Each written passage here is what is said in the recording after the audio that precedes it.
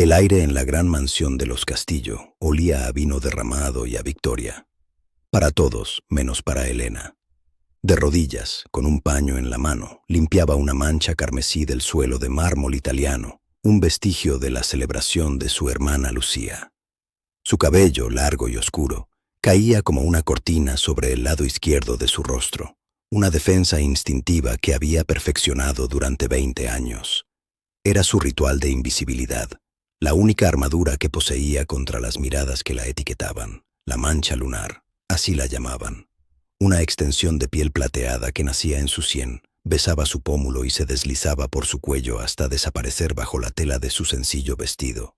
Para su familia, no era una marca de nacimiento, sino un estigma, la prueba visible de una impureza en la ilustre sangre de los Castillo. Desde el salón contiguo llegaban las voces. Su madre, con su tono afilado como el cristal, se quejaba del pretendiente de Lucía. Casi se desmaya cuando la vio, a Elena. ¿Por qué insiste en salir de su cuarto? Arruina todo lo que toca. La risa de Lucía, melodiosa y cruel, fue la respuesta. No te preocupes, mamá. Nadie mira la mancha por mucho tiempo. Es demasiado desagradable. Elena apretó la mandíbula, el sabor amargo de la humillación subiendo por su garganta. No era una persona, era un inconveniente. Un cuadro mal colgado en una galería perfecta. Cuando terminó, se levantó en silencio y se retiró a la cocina para comer las sobras, sola, como siempre. El eco de sus pasos era el único sonido que le pertenecía en esa casa. Pero esa noche, la rutina se rompió. La voz de su padre, don Ricardo Castillo, retumbó desde el pasillo, un trueno que prometía una tormenta. Elena, a mi despacho, ahora. El despacho de su padre era un santuario de poder. Olía a cuero viejo, a madera de caoba y al humo de puros caros. Él no la miró cuando entró. Sus ojos estaban fijos en unos documentos sobre su escritorio, como si ella fuera una nota al pie de página en un contrato importante. El silencio se estiró, pesado y asfixiante. Elena se mantuvo junto a la puerta, con la cabeza gacha, esperando la reprimenda por la vergüenza causada en la cena. «He cerrado un acuerdo de fusión», dijo finalmente don Ricardo, su voz desprovista de toda emoción. «Una alianza estratégica con los territorios del norte. Vale cientos de millones de dólares. Asegura nuestro legado por generaciones». Elena no entendía qué tenía que ver ella con todo aquello. Su mundo eran las sombras, no las salas de juntas. Ellos tienen un líder. Lo llaman el Rey Lobo. Es una bestia, según dicen, pero un hombre de negocios formidable. El pacto requiere una garantía de buena fe, un lazo familiar. El frío comenzó en los pies de Elena y se extendió por todo su cuerpo, un hielo que le paralizó el corazón. Levantó la vista por primera vez, encontrando la mirada impasible de su padre. «Te vas con él», sentenció. «Serás su esposa». No era una propuesta, era una sentencia. El aire abandonó sus pulmones. Casada, con un monstruo, era un sacrificio, una ofrenda para apaciguar a los dioses corporativos. «Son salvajes», continuó su padre, como si le explicara los términos de una venta de ganado. «No les importará tu defecto». Hizo un gesto vago hacia el lado izquierdo del rostro de Elena, la palabra defecto, cargada de un desprecio que le robó el aliento. «Considera esto tu deber final para con la familia que te ha tolerado todos estos años. Tu mancha finalmente servirá para algo». No hubo lágrimas. El dolor era demasiado profundo, demasiado antiguo para salir a la superficie. Solo un vacío inmenso. Asintió, una única y casi imperceptible inclinación de cabeza. Era un objeto, y los objetos no discuten su precio. Una hora después, con una pequeña maleta en la mano, estaba en su habitación. No había mucho que empacar. Su vida cabía en un rincón. Ropa sencilla, un par de zapatos gastados y un pequeño medallón de plata deslustrada que le había regalado su abuela, la única persona que alguna vez la había mirado sin repulsión. Lo apretó en su puño, el metal frío contra su piel.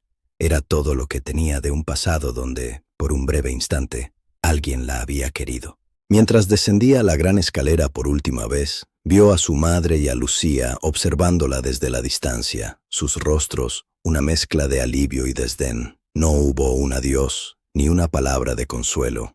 Solo el silencio de una transacción completada. Un coche negro y sin insignias la esperaba afuera, un heraldo de su nuevo destino. Al subir, no miró atrás. No había nada que ver. La casa que nunca fue su hogar se desvanecía en la oscuridad. Iba camino a las tierras de un monstruo, enviada a morir o a algo peor, convencida de que su vida no era más que una deuda que finalmente estaba a punto de saldar. El viaje hacia el norte fue una mancha borrosa de árboles oscuros y cielos grises. Elena se había replegado sobre sí misma en el asiento trasero del auto, un ovillo de miedo silencioso. Cada kilómetro que pasaba la alejaba más del único mundo que conocía, un mundo de desprecio. Sí, pero un desprecio familiar. Ahora se dirigía hacia lo desconocido, hacia las garras de una bestia. Las historias sobre los Lycans de los territorios del norte eran susurradas como cuentos de terror en los círculos de su padre, salvajes, indomables, gobernados por un rey lobo cuya crueldad era legendaria.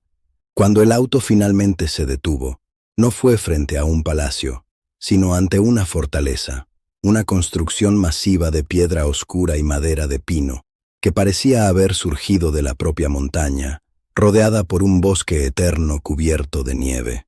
El aire era tan frío que quemaba al respirar, y olía a pino, a tierra húmeda y a algo más, algo primario y salvaje. Dos guardias, hombres tan altos y anchos que parecían tallados en roble, la escoltaron sin decir una palabra. Sus ojos, de un extraño color dorado, no se posaron en ella con desdén, sino con una curiosidad indescifrable que la inquietó aún más. La condujeron por pasillos de piedra iluminados por antorchas, cuyas llamas danzaban y proyectaban sombras monstruosas en las paredes. El silencio era pesado, roto solo por el eco de sus propios pasos y el latido frenético de su corazón contra sus costillas. Finalmente llegaron a unas puertas dobles de madera negra, tan grandes que parecían hechas para gigantes.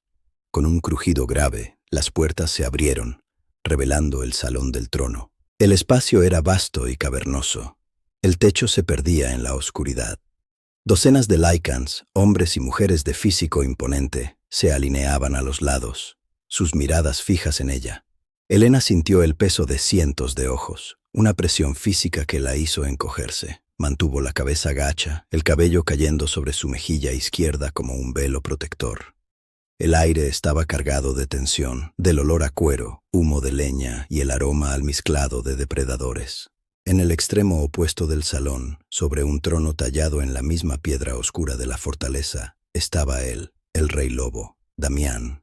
Era más grande de lo que cualquier historia podría describir. No era un hombre, era una fuerza de la naturaleza contenida en una forma humana. Su cabello era negro como la noche y su cuerpo, incluso sentado, irradiaba un poder que hacía que el aire vibrara a su alrededor. Estaba cubierto de cicatrices, testimonios de batallas que Elena no podía ni imaginar. Y sus ojos, cuando se levantó y comenzó a descender los escalones del trono, ella vislumbró sus ojos. Eran del color de la plata líquida, brillantes y penetrantes, como dos lunas en miniatura. El salón quedó en un silencio absoluto. El único sonido era el de sus pesadas botas de cuero contra la piedra mientras se acercaba. Cada paso era deliberado, el movimiento de un depredador que se acerca a su presa. Elena se preparó para el golpe, para el grito de repulsión, para la humillación final. Contuvo la respiración, su cuerpo temblando tan violentamente que apenas podía mantenerse en pie. Se detuvo frente a ella, su sombra cubriéndola por completo. Era tan alto que ella tuvo que inclinar la cabeza hacia atrás para apenas vislumbrar su pecho. Esperó. 1 segundo. 10. Una eternidad. Entonces, en lugar del golpe que esperaba, sintió el toque más suave que jamás había conocido. Un dedo calloso y cálido se posó bajo su barbilla, obligándola a levantar la vista. Sus ojos plateados no contenían ira ni desprecio. No había asco. En cambio, vio una fascinación hipnótica, una intensidad que la recorrió como un rayo. Su mirada no estaba en sus ojos, sino en la marca que cubría el lado izquierdo de su rostro. La mancha lunar, la fuente de toda su vergüenza. Lentamente, como si estuviera tocando el objeto más sagrado del mundo. Él trazó el contorno de la marca con el pulgar. Su piel, usualmente fría por el miedo, ardió bajo su contacto. No quemaba de dolor, sino de una calidez que se extendía desde su mejilla hasta el centro de su pecho, descongelando un hielo que llevaba allí 20 años. La corte entera contuvo la respiración, observando en un silencio reverencial. Su voz, cuando finalmente habló, era profunda y resonante, un trueno contenido que vibró en el suelo y en los huesos de Elena. No le habló a ella, sino a todos los presentes, a la historia misma. Tu padre lo llamó un defecto, proclamó, su mirada plateada fija en la piel plateada de ella. Mi lobo lo llama la marca de la diosa. Te enviaron como una carga, pero la luna me ha enviado mi tesoro. Las palabras la golpearon con más fuerza que cualquier bofetada. Tesoro. La palabra era tan extraña en sus oídos que su mente no podía procesarla. El mundo se inclinó sobre su eje. El hombre que se suponía que era un monstruo la miraba como si fuera una constelación. El defecto que la había definido como un paria era, para él, una señal divina. El aire abandonó sus pulmones en un jadeo tembloroso, y por primera vez, las lágrimas que había contenido durante años amenazaron con derramarse, no de dolor, sino de una confusión tan abrumadora que era casi dolorosa. Damián no le dio tiempo a desmoronarse. Con un gesto, una mujer de aspecto amable se acercó. Pero el rey lobo la detuvo con una mirada. Se quitó la pesada capa de piel de lobo que llevaba sobre los hombros, un manto negro y espeso que olía a él, a pino y a poder, y la envolvió alrededor de los hombros temblorosos de Elena.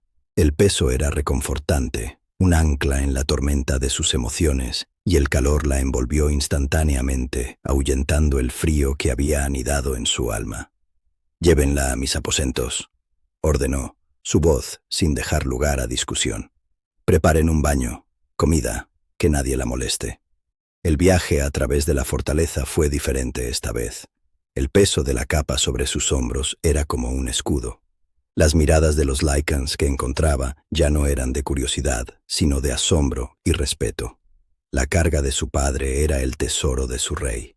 La noticia pareció viajar más rápido que el sonido. La llevaron a una suite de habitaciones que empequeñecía cualquier cosa que hubiera visto en la mansión castillo. Una enorme chimenea crepitaba alegremente, arrojando una luz dorada sobre alfombras de piel suave y muebles de madera oscura y robusta. Una cama gigantesca, cubierta con docenas de mantas y pieles, prometía un descanso que nunca había conocido. No era una celda, no era una jaula, era un santuario.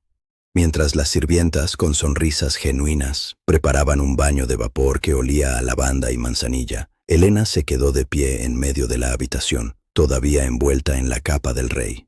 Se llevó el borde de la piel a la cara, inhalando el aroma que la impregnaba. Seguridad, eso era. Por primera vez en su vida, una sensación completamente extraña y abrumadora se sentía segura. El lugar que había temido como su tumba comenzaba a sentirse, de manera imposible y aterradora, como un hogar. El agua caliente era un milagro. Un vapor denso, perfumado con lavanda y pino, se elevaba de la tina de madera de cedro, tan grande que Elena podría haberse ahogado en ella. Era el primer calor verdadero que sentía en la piel en años, un calor que no provenía de la humillación, sino del cuidado. Una mujer mayor de cabello trenzado con hilos de plata, llamada Anya, le lavaba el cabello con una gentileza que la hizo estremecerse. Cada toque era respetuoso, cada movimiento deliberado. No había miradas de reojo a su marca, ni suspiros de impaciencia, solo un servicio silencioso y digno que la desarmaba por completo. Después del baño, la envolvieron en una toalla de lino tan suave que parecía una nube. Sobre la cama la esperaban ropas nuevas. No los vestidos rígidos y sin forma de su vida anterior, diseñados para ocultarla, sino túnicas de lana suave en tonos tierra, pantalones de cuero flexible y una camisa de seda color crema que se sentía como una caricia. Cuando se vistió, se miró en el reflejo de un espejo de plata pulida. La ropa no la escondía, la abrazaba, le daba forma, la hacía sentir sólida, visible. Por primera vez, no quería cubrirse la cara con el cabello. La mancha lunar, limpia y brillante, contrastaba con la calidez de los tejidos, pareciendo menos una cicatriz y más un adorno intrincado. La comida llegó en una bandeja de madera. No eran sobras frías, sino un estofado de venado espeso y humeante, pan recién horneado que crujía al partirlo y un trozo de queso tan cremoso que se derretía en la lengua. Comió lentamente, saboreando cada bocado, el hambre de su cuerpo finalmente saciada por algo más que la necesidad. El hambre de su alma, sin embargo, apenas comenzaba a despertar. Este lugar, la fortaleza de Ironhold, era un santuario. El aire olía a leña y a comunidad. Por los pasillos no resonaba el eco del silencio y la soledad, sino el murmullo de conversaciones, la risa de los niños y el sonido de herramientas trabajando. La gente la miraba, sí, pero con una curiosidad reverente, sus ojos dorados fijos en su marca con algo que se parecía al asombro. Las noches eran las más difíciles. El lujo y la comodidad no podían borrar 20 años de pesadillas. Pero pronto descubrió que no era la única atormentada por la oscuridad. Una noche, un grito ahogado la despertó. Provenía de la habitación contigua, la de Damián. El sonido era gutural, lleno de un dolor que le heló la sangre. Sin pensar, se levantó y caminó descalza sobre las frías piedras hasta su puerta, que estaba entreabierta. Lo encontró en medio de su cama, debatiéndose contra sábanas enredadas, con el sudor brillando en su piel cubierta de cicatrices. Su rostro estaba contraído por una agonía que no era de este mundo. Murmuraba nombres, lugares, gritos de batalla. El gran rey lobo, el lobo de hierro, estaba atrapado en una jaula de recuerdos. El miedo le decía que huyera, que se escondiera, pero algo más profundo, un instinto que nunca supo que poseía, la impulsó hacia adelante. Se arrodilló junto a la cama. El aire a su alrededor era eléctrico, cargado de la furia de su pesadilla. Lentamente, levantó una mano temblorosa. Dudó por un instante. Luego la posó suavemente sobre su frente. En el momento en que su piel tocó la de él, algo cambió. Un pulso suave y plateado emanó de su marca, una luz apenas perceptible en la penumbra. No era calor, era paz, una ola de calma que fluyó de ella hacia él. El ceño de Damián se relajó, los gruñidos cesaron. Su respiración, antes agitada y rota, se hizo profunda y regular. El lobo atormentado dentro de él se calmó, reconociendo un poder más antiguo que su dolor. Elena se quedó allí, con la mano en su frente, hasta que el sol del amanecer tiñó de gris el cielo, sintiendo cómo la tormenta en su interior se disipaba por completo. Por primera vez en una década, el rey durmió sin sueños. A la mañana siguiente, Damián la encontró en el balcón, observando el bosque nevado. No dijo nada sobre la noche anterior, pero sus ojos plateados la miraban de una manera nueva, con una vulnerabilidad que la dejó sin aliento. Esa tarde, la llevó a la guardería de la manada. Varios niños pequeños, cachorros Lycan, lloraban y se agitaban, atormentados por las fiebres y los terrores nocturnos propios de su especie. Damián simplemente la guió hasta el centro de la habitación. Instintivamente, Elena se sentó en el suelo. Un niño pequeño, con los ojos llenos de lágrimas, se arrastró hacia ella y apoyó la cabeza en su regazo. Ella comenzó a tararear una vieja canción de cuna que su abuela le cantaba, su mano acariciando el cabello del niño. La suave luz plateada volvió a emanar de su piel y el llanto del niño se convirtió en un suspiro de alivio. Pronto, otros niños se acercaron, acurrucándose a su alrededor, buscando el refugio de su calma. En menos de una hora, toda la guardería estaba en silencio. Los cachorros dormían pacíficamente a su alrededor, como si ella fuera un fuego cálido en una noche de invierno. Los guerreros, los ancianos, la manada entera, comenzaron a verla no solo como la compañera de su rey, sino como un bálsamo para sus almas. Era la pacificadora, la portadora de paz. Su marca no era un defecto, era el faro que guiaba a las almas perdidas a casa. El valor que su familia nunca vio, aquí era su mayor fortaleza. Ya no era invisible, era esencial. Una noche, bajo el resplandor de una luna llena que bañaba las montañas de Oregón en una luz etérea, Damián la llevó a la cima más alta del territorio. El mundo se extendía bajo ellos, un mar de pinos oscuros y picos nevados. El silencio era profundo, sagrado. «Mi lobo no ha conocido la paz desde que mi padre murió en batalla», dijo él. Su voz un murmullo grave que el viento casi se lleva. Cada noche revivía la sangre, el acero. El peso de esta corona es más pesado de lo que nadie imagina. Se volvió hacia ella, sus ojos plateados reflejando la luna. Y entonces llegaste tú. Un regalo que no sabía que necesitaba. Una respuesta a una plegaria que nunca me atreví a pronunciar. Él tomó su rostro entre sus manos grandes y callosas, su pulgar trazando el contorno de su mancha lunar con una devoción que la hizo temblar. Ellos te enseñaron a esconderte en las sombras, Elena. Pero tú no naciste para las sombras. Naciste para eclipsar a la misma luna. Tu marca no es un defecto en tu piel, es la luz de mi alma que encontró el camino de regreso a casa. Se inclinó, y Elena cerró los ojos, esperando un beso. Pero sus labios no buscaron los de ella. En cambio, sintió una presión suave y cálida en su cuello, justo donde la marca plateada se encontraba con su hombro. Hubo un pinchazo agudo, no de dolor, sino de una energía abrumadora que recorrió cada fibra de su ser. Un calor líquido se extendió desde ese punto, sellando algo dentro de ella, uniendo su alma a la de él de una manera irrevocable. Cuando se apartó, 2 pequeñas marcas de sus caninos eran visibles sobre la piel plateada, brillando débilmente bajo la luz de la luna. Era la marca del vínculo de compañeros, una declaración eterna. «Ahora eres mía», susurró él contra su piel, su voz llena de una posesión protectora. «Y yo soy tuyo, hueso de mi hueso, alma de mi alma, para siempre». Elena abrió los ojos y por primera vez no vio a un rey ni a un monstruo. Vio a su compañero, el hombre que no la había rescatado de su pasado, sino que le había mostrado el verdadero valor que siempre había llevado dentro. En la cima del mundo, la mujer que había sido enviada como un sacrificio, finalmente encontró su santuario, no en las paredes de piedra de Ironhold, sino en los brazos del lobo que la veía como una diosa. La tranquilidad en Ironhold era una cosa viva. Tenía el peso de la nieve sobre las ramas de pino y el calor del fuego en los hogares.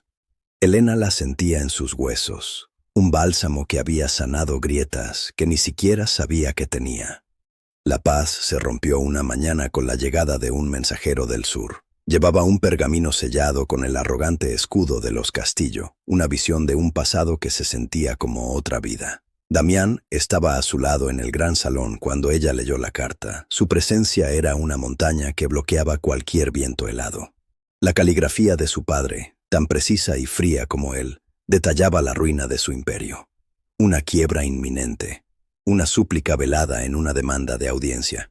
«No tienes que verlos», dijo Damián, su voz un retumbar bajo. Elena dobló el pergamino, sus dedos firmes. Levantó la vista, y en sus ojos no había miedo. Solo una calma de acero. «Sí, tengo que hacerlo», respondió. «No por ellos, por mí. Necesitan ver en lo que me he convertido. Necesitan ver lo que arrojaron a la basura».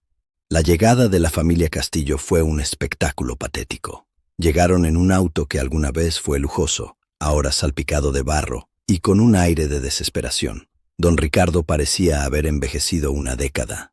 Su traje caro colgaba de sus hombros encogidos. Su madre se aferraba a un chal de piel raído, su rostro una máscara de amargura. Y Lucía, la hija dorada, había perdido su brillo. La envidia había grabado finas líneas alrededor de sus ojos.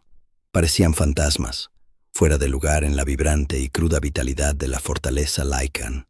Los escoltaron al salón del trono, y allí se detuvieron en seco. La imagen que los recibió destrozó todas sus expectativas. En un trono de piedra y madera oscura, al lado del imponente rey lobo, estaba sentada Elena. No era la sombra encorvada que recordaban. Estaba erguida, vestida con túnicas de lana del color del bosque nocturno, adornadas con plata. Su cabello estaba recogido en una trenza intrincada, dejando su rostro completamente al descubierto. La mancha lunar no estaba oculta. Brillaba bajo la luz de las antorchas como una constelación personal, una corona de nacimiento. Irradiaba salud, poder y una serenidad que nunca antes había poseído. El shock en los rostros de su familia fue la primera oleada de una victoria silenciosa. Don Ricardo fue el primero en recuperarse, recurriendo a la única herramienta que conocía, la manipulación. Dio un paso adelante, inclinando la cabeza en una falsa muestra de humildad. «Elena, mi amada hija», comenzó, su voz temblorosa de desesperación. «Hemos venido a enmendar las cosas. La familia está pasando por un momento difícil. Necesitamos tu ayuda, un préstamo, para salvar el legado de los Castillo». Antes de que Elena pudiera responder, Damián se puso de pie. No gritó. No necesitaba hacerlo. Su furia era una presencia física, una ola de presión que hizo que el aire se espesara y que los Castillo retrocedieran instintivamente. Su voz, cuando habló, era tan fría como el hierro en invierno. «Ustedes no vienen a pedirle ayuda a una hija», tronó, cada palabra un golpe de martillo.